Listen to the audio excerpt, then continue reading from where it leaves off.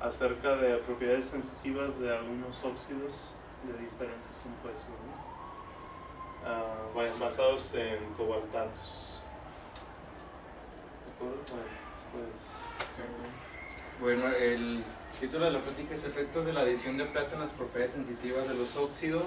Es una familia un poco compleja, que son basadas en gadolinio con sustituciones de bario de estroncio, cobalto y además oxígeno.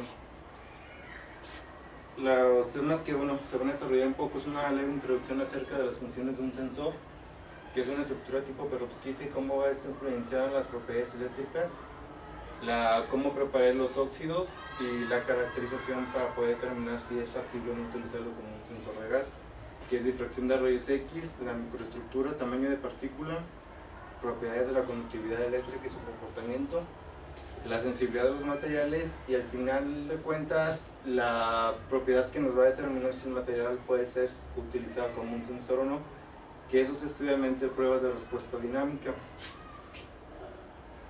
Primero vamos a hablar de las funciones de un sensor y cómo se van a modificar estas a través de la adición de plata. La primera función de un sensor es la función receptora, es decir, vamos a tener nuestro material y en nuestro caso, como estamos utilizando óxido, el oxígeno superficial va a entrar en contacto con el gas o con la atmósfera que se está sensando y eso va a producir una reacción química entre la superficie y entre el gas que se está sensando. La segunda función, esa reacción química que se llevó a cabo entre la superficie del material y el gas que se está utilizando es lo que se conoce como función receptora. Esa función receptora va a estar determinada por la microestructura y por el tamaño de partícula. La reacción química que ocurre en la superficie del material la convierte en una señal, que en este caso nosotros medimos resistencia eléctrica, va a producir un cambio en la resistencia eléctrica y eso es lo que nos va a dar la propiedad del sensor. Y finalmente, la señal, tenemos nuestro dispositivo de sensor, a los lados está de cómo se varía la resistencia. Primero, una estructura tipo perovskita, la que nosotros, en la que yo particularmente trabajo, se trata de una estructura AbO3. El A es una tierra rara, el B es un elemento de transición y generalmente el que lleva oxígeno 3 o puede ser cualquier otro elemento, pero generalmente se utiliza oxígeno. Esa es la estructura cúbica ideal, que generalmente no se emplea. La formación del octaedro está dada por 6 oxígenos. En el centro se encuentra el átomo B, en este caso el metal de transición, y en las esquinas se encuentra la tierra rara, que es en el caso del gadolinio.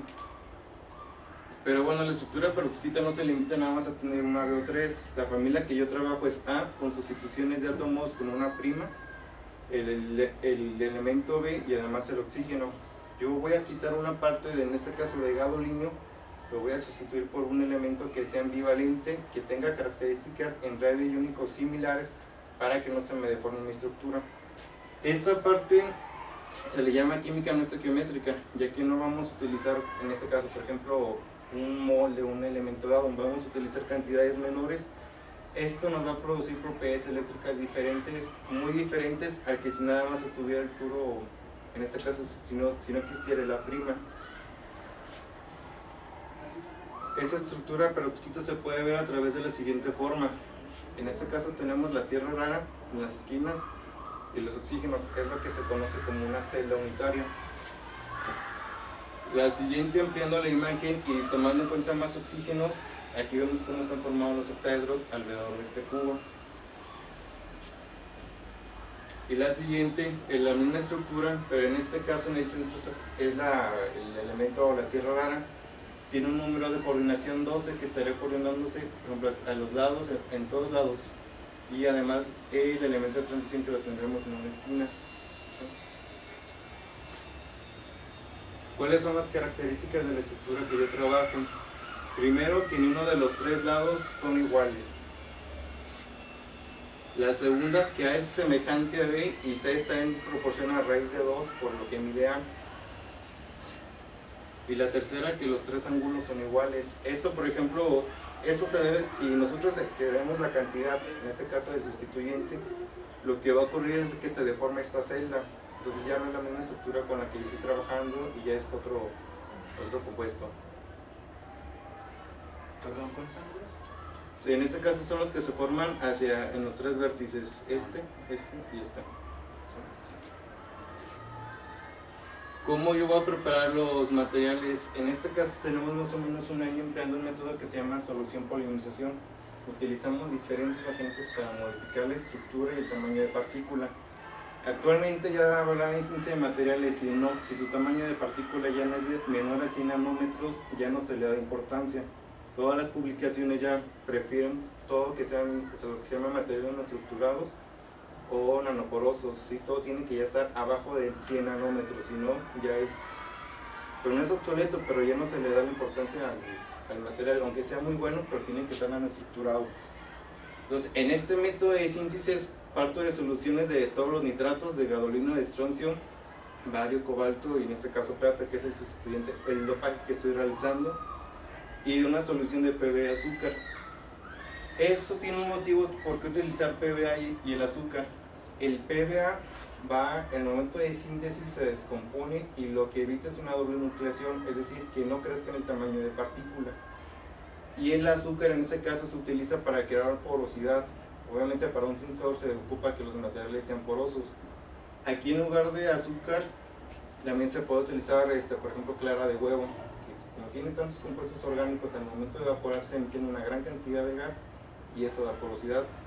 O también se pueden utilizar agentes diferentes al PBA. En este caso utilizamos polímeros para crear una matriz, y en esa matriz se peguen los cationes, queden distribuidos, queden separados, no se aglomeren las partículas, y con eso reducimos el tamaño de partícula. Pero eso sí, bueno, ya fue de diferentes estudios estar probando cantidades y agentes diferentes para obtener propiedades que nosotros buscamos. Mezclamos las soluciones. En este caso, son mezcladas, se agitan, bajamos el pH y es evaporada.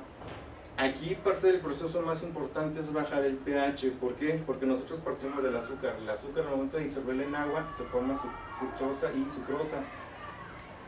Si estas se pueden volver a combinar, entonces cuando le agregamos en este caso ácido para bajar el pH, con eso evitamos que el azúcar se vuelva a formar.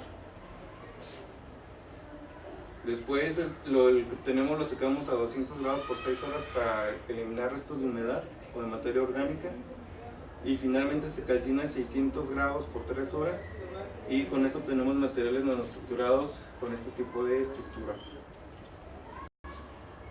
¿Qué caracterización se lleva a cabo para poder determinar si es un posible sensor de gas o no? Primero ocupamos difracción de rayos X. Con esto nos permite conocer si el material que tenemos ya está formado y qué estructura tiene. En este caso, en la parte de arriba vemos que es el material gadolino, estroncio, cobalto, oxígeno 3, y en la parte de abajo corresponde al mismo patrón de difracción de rayos X, pero el material dopado con plata. Si esta estructura se deformara, a nosotros ya no nos sirve el material, porque le tenemos que poner nada más una mínima cantidad, en este caso nuestro dopante plata, para que no se deforme la estructura, ¿sí?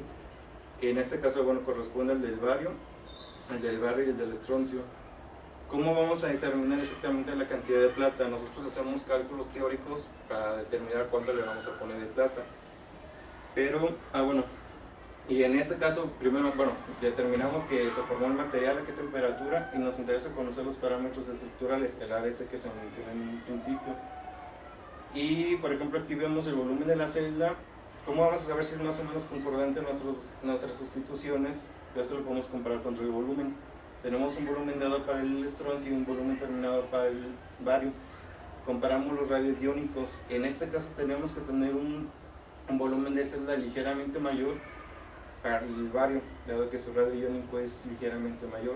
Entonces comprobamos esto y vemos que sí, efectivamente se llevaron a cabo las sustituciones de gadolinos por átomos de estroncio y por átomos de bario. Esta parte, ¿cómo vamos a determinar cuál fue el contenido real de plata? Para eso se utilizó esto se hizo en Chihuahua, un análisis CDS. Con esto nos permite conocer exactamente cuál es el porcentaje en peso de cada uno de los elementos que se están trabajando. Principalmente oxígeno, aparece un poco de cobre, luego se debe a las impurezas de los reactivos. El estroncio en 0.59, y el que nos interesa saber cuánta plata hubo en peso es del 1.73% en peso. Aquí tampoco se puede agregar y echar una cantidad de plata, porque eso ya no sería nuestra propia estructura. Algo que tiene importante la plata es de que el radio iónico es muy similar al del gadolino, entonces si se excede en su